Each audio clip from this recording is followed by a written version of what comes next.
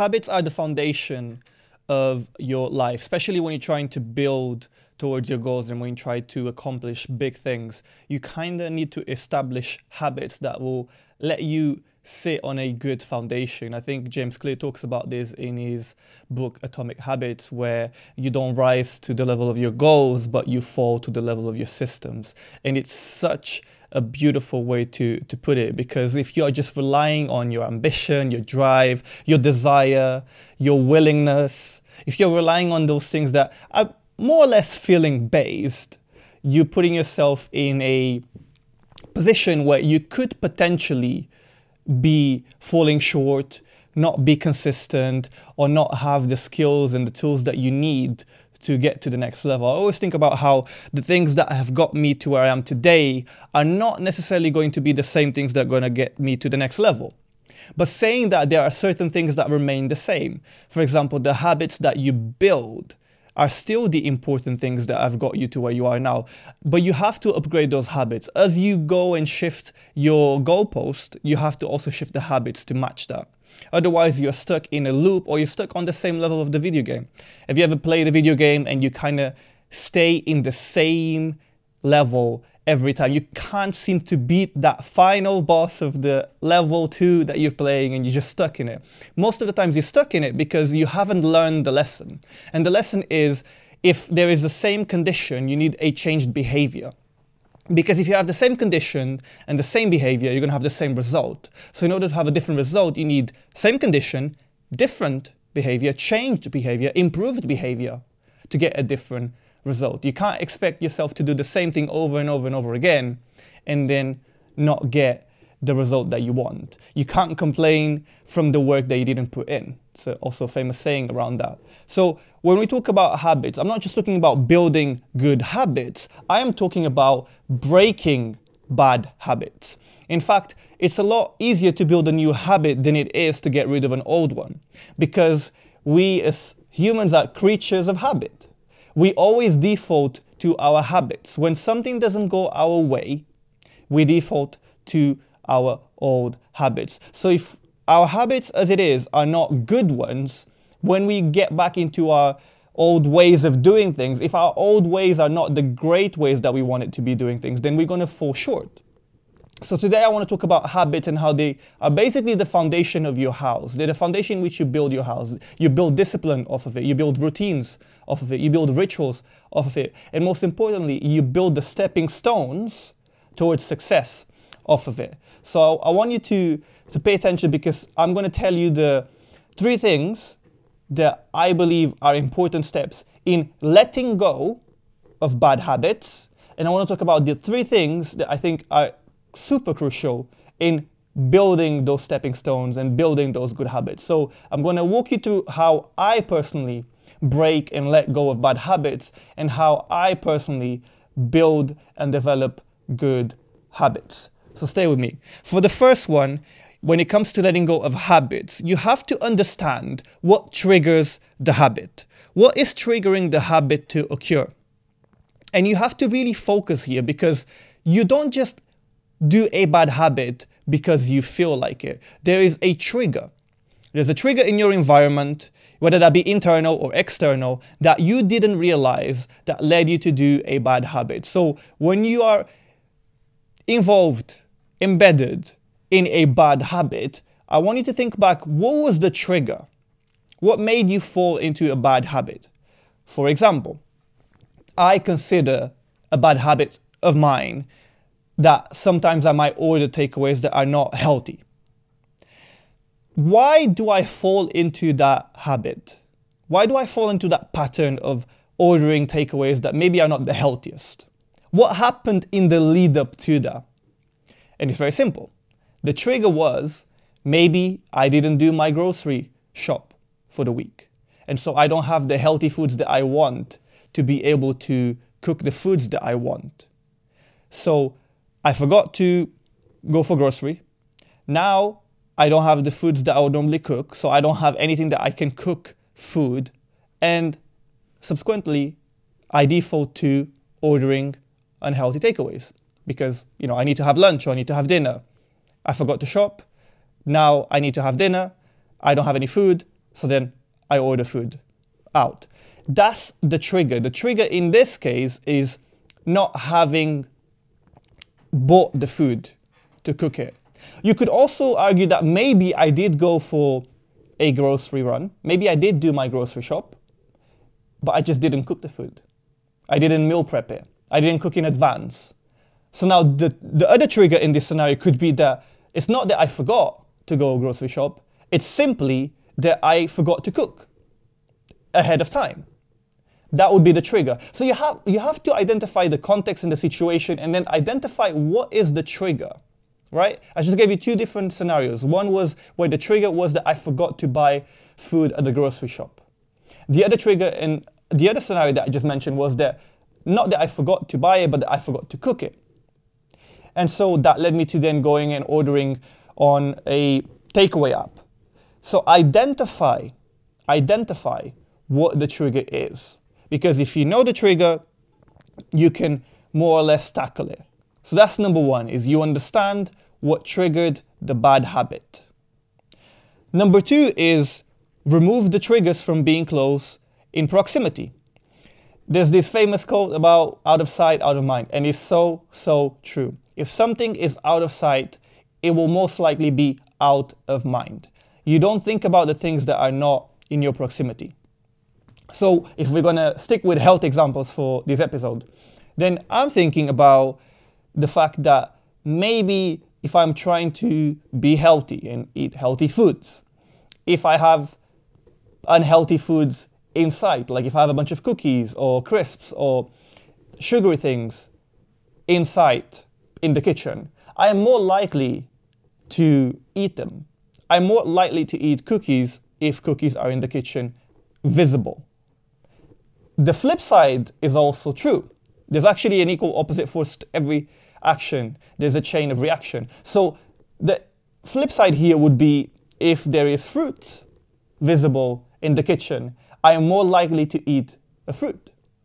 So notice how what you position in your visibility, in your proximity, is something that can trigger you to do something that you'd consider good. Again, it's subjective. Whatever you consider good or bad is subjective to you. But notice how what you place in your environment makes a huge part of how you then interact. I guarantee you that if you just have fruits in your kitchen, you are likely to eat those fruits.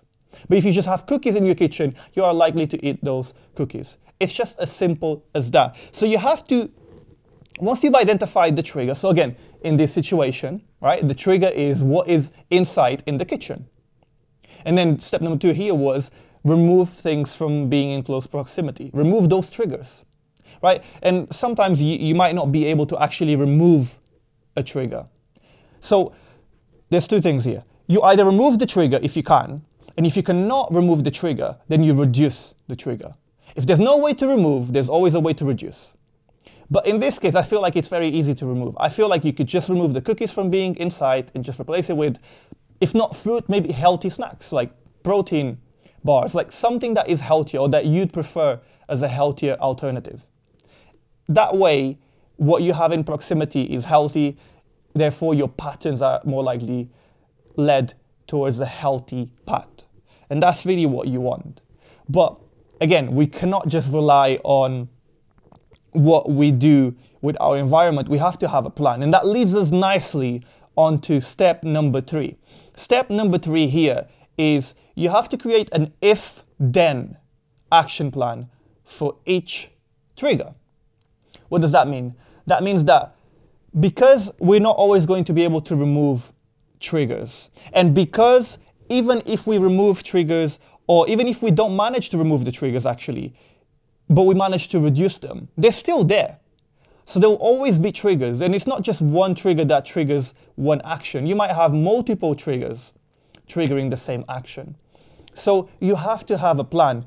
You know, again, going back to that quote from James Clear, you don't rise to the level of your goals, you fall back to the level of your systems. Your systems are so important, so you have to have a plan for each trigger, an if-then plan. So if this happens, then I will do this.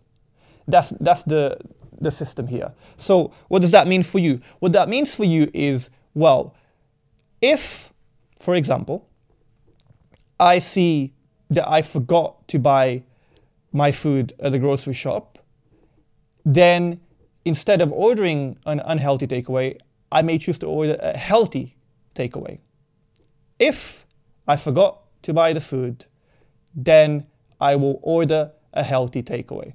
So notice how you're not changing the trigger. The trigger is the same, but you're changing the behavior. Again, going back to condition and behavior. You're changing the behavior here. You've decided that, okay, I will order food, but I will choose to order healthier food, healthy takeaway instead of unhealthy takeaway. Because I'm still going to order food.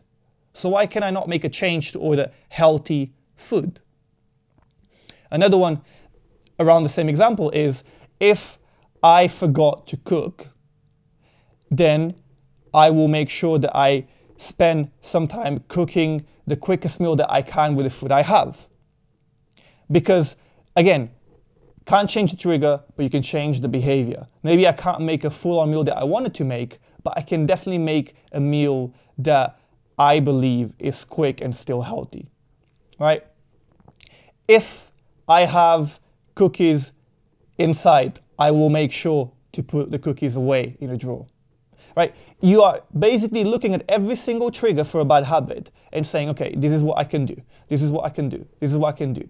Because you want to know how you would act across everything. There's something that I heard the other day, and I can't remember who or where it was from, but it was around how willpower is not enough. A lot of people always talk about how if you have willpower, you're more likely to be able to achieve things or do things, but willpower is almost like a battery.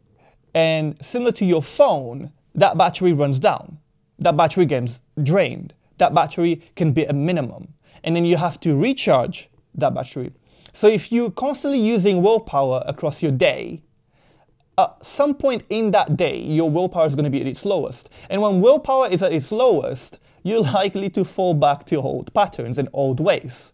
So you can't rely on willpower.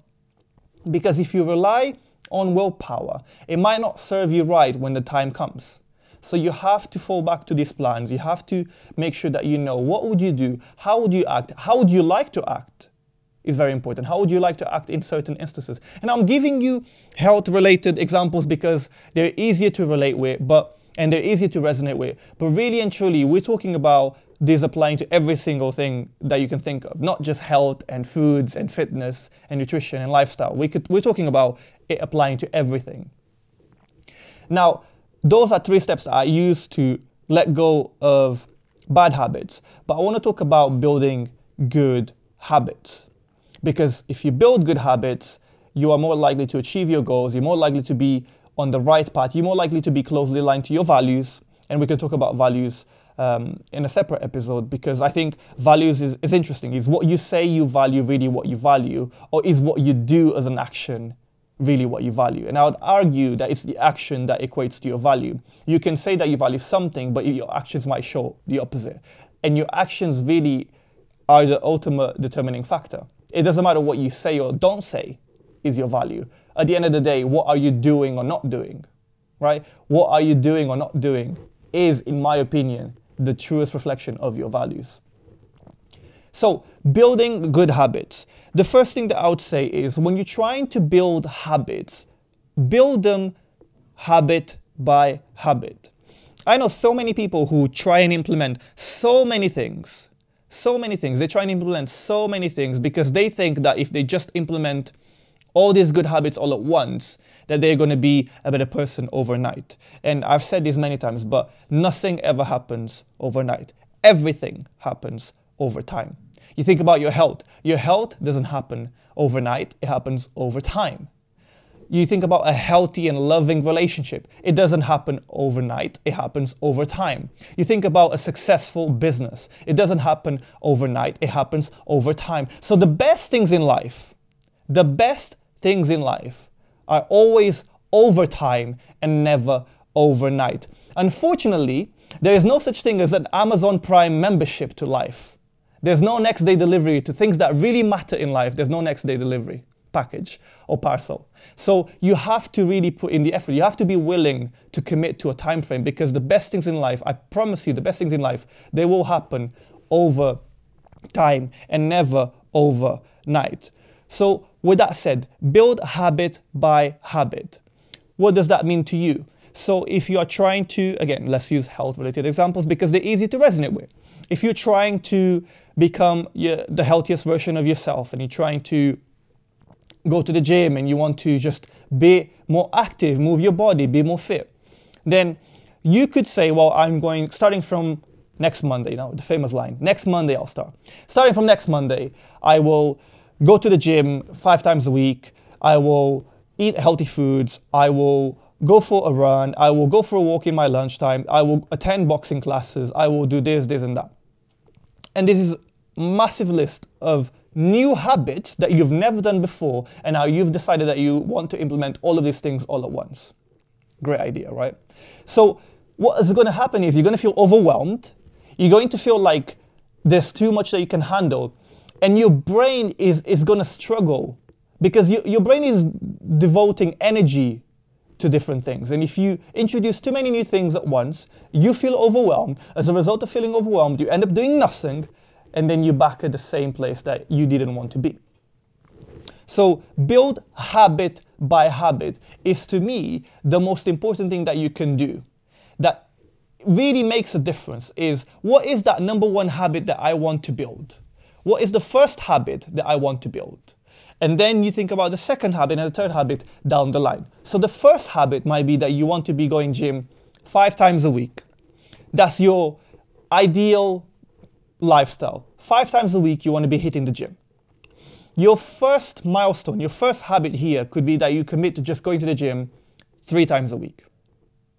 3 times a week seems feasible enough. Commit to it. Just 3 times, and you go 3 times a week. You don't try and go 5 times or 7 times or however many times you want to go. Just go 3 times that first week. And then repeat again for the second week. And then you can start thinking about introducing the second habit. That could be, well, now I want to start eating healthy foods all the time. I want to be a bit more stricter with my diet. Okay, now you start introducing the healthier meals. And you do that for a week or 2. And then you see how you're building habits on top of each other. You're building habits on top of each other. And you're building them on top of each other because you don't want to get overwhelmed. You want to make sure that you're doing it the right way. There's this concept called habit stacking. James Clear talks about it in his book, Atomic Habits. And I find it fascinating that we talk about habit stacking, which is as you're doing one habit, see if you can stack it on top of another habit. So for example, when I wake up, right? And as soon as I finish getting ready to go to the gym, maybe I can spend a few minutes meditating, right? So the trigger here to allow me to stack that habit was that I'm ready to go to the gym. So I have some time to spare. I will meditate before I set off. It's looking for ways that you can stack habits on top of each other.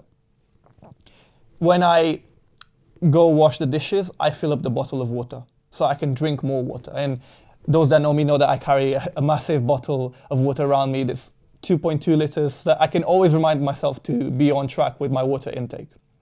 And so you can stack your habits, but notice how I'm not saying do it all at once. I'm saying you kind of build it out. And every week you can find ways where you can introduce another habit. So you build habit by habit. And the number 2 thing to remember here is that you are not building habits that are not supporting your goals. You want to be supporting your goals. If you're not supporting your goals, then you're not building the habits that you want in the first place. And what I mean by that is you don't need to focus on intensity. You need to focus on consistency, right? And what I mean is build those habits in a way that is gradual and consistent.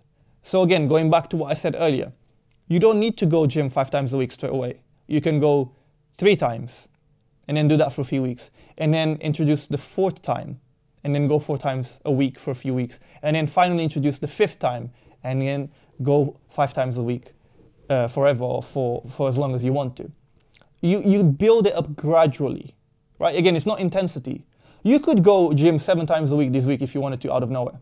But I guarantee you'll feel fatigued, you'll feel tired, you'll feel drained, and you'll most likely not want to do it again. So if you build it gradually, you're setting yourself up better. You could apply the same for waking up, like something as simple as waking up earlier. A lot of people want to wake up at 5 a.m. Not everyone can. Most people will say, I'm not a morning person, but that's not really true. You can be whatever type of person you want to be as long as you set your mind to it. There's no such thing as I'm not a morning person or I'm more of a night person. I think that's, you're limiting yourself because you're labeling yourself as I am not a morning person. I don't think that's as black and white as it seems. So with waking up early, maybe you want to wake up at 5 a.m. every day for whatever reason, but you're used to waking up at 9 a.m. or 8 a.m. How are you going to make that shift overnight? Very few people can do that overnight. But maybe you can commit yourself, instead of waking up at 8 a.m., which is your usual wake-up time, maybe you'll wake up at 7 a.m. this week. And every day you wake up at 7 a.m. And maybe next week, you can try and wake up half an hour earlier. Maybe you wake up at 6:30 a.m.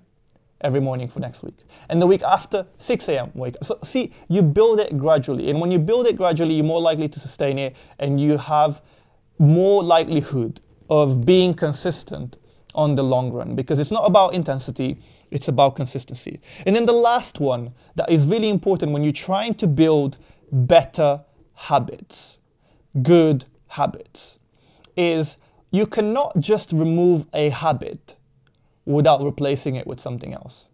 And I think this is interesting because I remember when I was young and I used to see these adverts about how people should stop smoking and how smoking is bad for you and how people want to quit smoking. And I always wondered, but why can't they just quit smoking? Why can't they just decide that one day they don't want to smoke and that's it?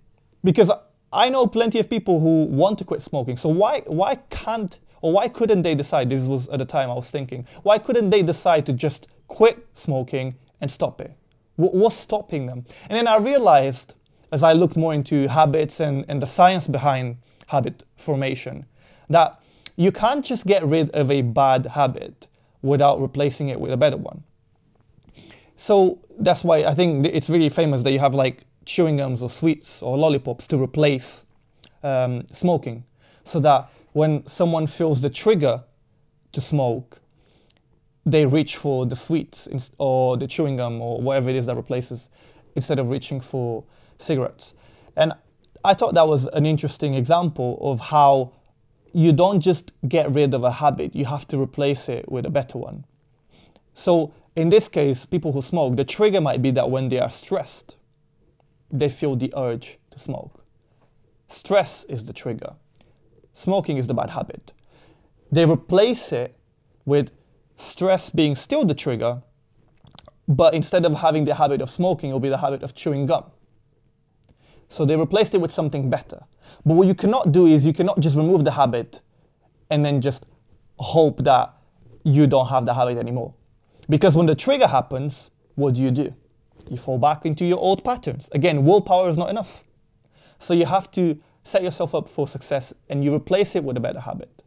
And I look around this and the first thing that comes to mind is, where in my life can I replace habits that I have with better ones?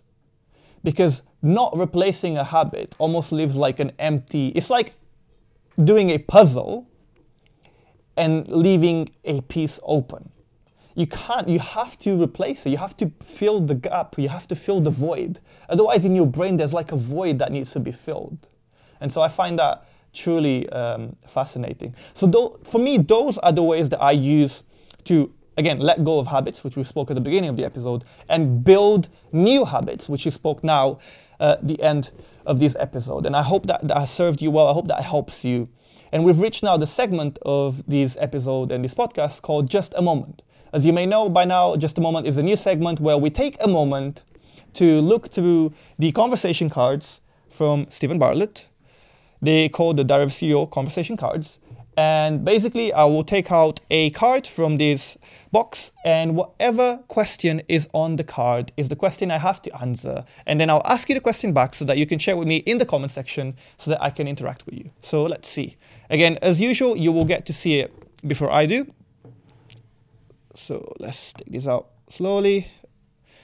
Again, you've seen the question before I'm actually seeing it. And now let's see what we've got.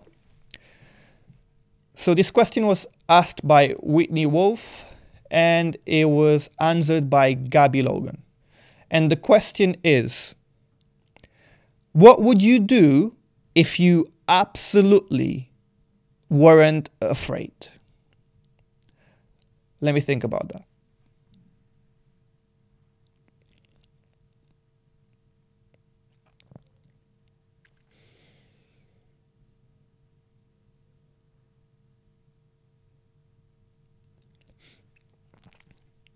I think maybe I would attempt maybe being like a keynote speaker. I think that would be pretty cool. It's something that I've always wanted to do, but I've never really done. And I think that I wouldn't say I'm afraid of speaking or I'm afraid of public speaking. And it's kind of ironic because the amount of content that I make online and head talks that I make online, I'm comfortable with speaking. I think public speaking is not something that I've experienced before. So I think there is definitely like some sort of friction and some sort of discomfort there, some sort of like fear about what if. But I know it's something that I've always wanted to try. I know it's something that I always wanted to do and experience. I think I'll be pretty good at it if I can be modest myself. But yeah, I think that's what would you do if you absolutely weren't afraid? I think if I absolutely weren't afraid, I'd probably take a gamble and take a risk at becoming a keynote speaker and trying out some speaking gigs. I definitely feel like at some point I will try. I need to overcome that mental barrier that I have around it. But I think that is something that I would love to do and that I would absolutely do if I weren't afraid. And I almost look at everything that I do at the moment, I look at it as it's just prepping me for what's to come. You know, the amount of podcast episodes that I've done, right? We're on like, what, 130 something episodes we're on now? Like, that's a lot of repetitions. That's a lot of practice. And I listen back to every single episode. I watch back every single episode because I want to learn how to be better every single time, right? So there's a lot of feedback there and there's a lot of practice. The amount of videos that I do for social media, again, there's a lot of practice. So I feel like everything that I'm doing is more or less prepping me for when I do decide to take that step of becoming a speaker publicly or attempting to speak at a public event. So I'm putting in the reps. I'm putting in the preparation that I need. As they say, if you stay ready, you don't have to get ready. But yeah, that's what I would do if I absolutely wasn't afraid. What about you? What would you do if you absolutely weren't afraid? Drop in the comments. I would love to know. Share what you feel comfortable sharing, and I'll definitely be interacting with you in the comment section of the video. And I would appreciate to actually find out what is it, so that I can maybe give you some guidance on it as well. Yeah, it'll be interesting. Thank you so much for listening. Thank you for watching. Thank you for the support. Thank you for liking, sharing, commenting, all the good stuff as usual.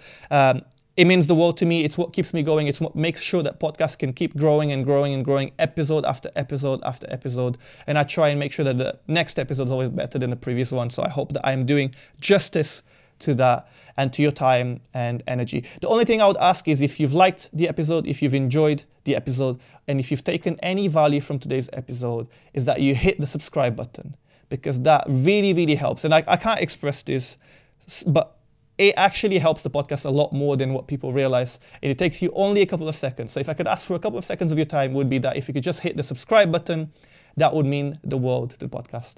Thank you.